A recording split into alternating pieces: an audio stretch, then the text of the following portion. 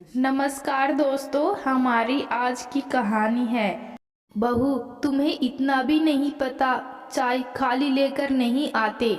को ससुराल आए हुए मात्र 1 महीना ही हुआ था। उसे लगने लगा था कि उनके परिवार में सभी सदस्य उसे पसंद नहीं करते।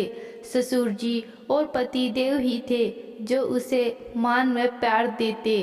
सासू माँ को लगता था कि वह एक गांव से आई हुई लड़की है, इसलिए वह पूरी तरह से गंवार है। लेकिन ऐसा नहीं था।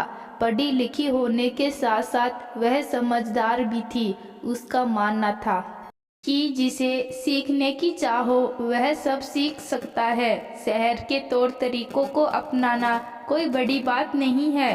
अभी दिन बीत ही रहे थे। एक दिन उनकी सासू माँ रमा जी की सहेली घर पर आई हुई थी।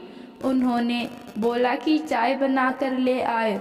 चाय लेकर आते देख रमा जी ने तुरंत छवि को टोकते हुए कहा, क्या तुम्हें इतना भी नहीं पता कि चाय खाली नहीं लाई जाती है, उसके साथ कुछ स्नैक्स भी होने चाहिए। मैंने किचन में बना कर रखे हैं, बस गर्म ही करनी है।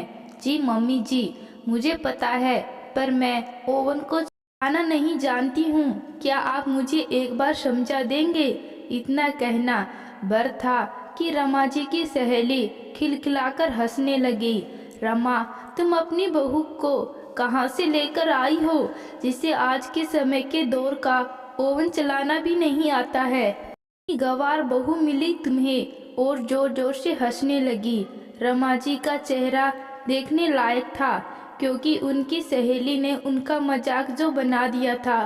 पर करती क्या, जैसे तैसे बात को संभालने लगी। मुश्किल से 5 मिनट भी नहीं बीते थे कि तभी देखा छवि में स्नैक्स लेकर आ रही थी। रमा जी की सहेली पूछे बिना ना रह पाई, ने यह सब कैसे किया? तुम्हें तो ओवन चलाना आता ही नहीं है आंटी जी।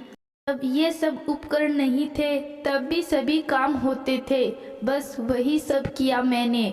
मुस्कुराकर वह बोली। रमा जी इम्प्रेस तो हुई, पर फिर भी सास थी, बोली कुछ नहीं। एक दिन छवि छत से नीचे आ रही थी तो उसकी सास ने उसे देखा और बोला, तुम छत पर क्या कर रही हो?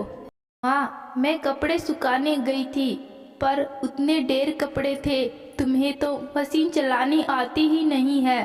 फिर मैंने अपने हाथों से ही काम चला लिया।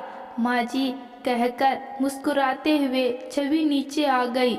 रमा जी चाहकर भी उसे कुछ न बोल सकी, क्योंकि जहाँ आज की लड़कियों हजार नखरे हैं, वही इस तरह के काम तो बिल्कुल भी नहीं करेंगी। मन ही मन सोचने लगी, बात तो इस लड़की में है। अब धीरे धीरे सासू माँ का नजरिया भी अब बदलने लगा था, लेकिन वो भी कुछ कुछ। एक बार छवि की ननद अपने बेटे को लेकर घर पर आई हुई थी। अचानक से उसके पेट में बहुत दर्द होना शुरू हो गया, तो सभी लोग चिंतित हो गए। रात का समय था। छवि ने काढ़ा बनाया और अपनी ननद को दिया पिलाने को। पहले तो सभी डर रहे थे, पर छवि की जिद और विश्वास देख बच्चे को पिला दिया। काढ़ा पीते ही थोड़ी देर में वह शांत हो गया, आराम से सो गया।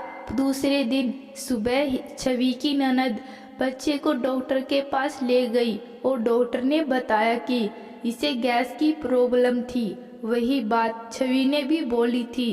डॉक्टर ने बोला, चिंता की बात नहीं है। घर आकर ननद बोली, भाभी, अगर आप नहीं होती तो मेरा बच्चा रात भर तड़पता रहता।